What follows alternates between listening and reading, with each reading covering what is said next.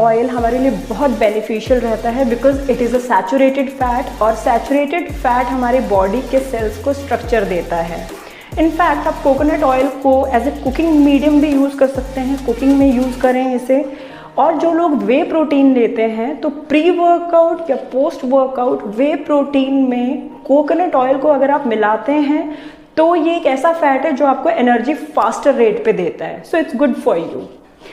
Like, share and subscribe my channel. आपकी कोई भी क्वेरीज हैं, क्वेश्चंस हैं, प्लीज़ उन्हें कमेंट सेक्शन में लिखिए। I will try my best to answer all your queries. Thank you so much.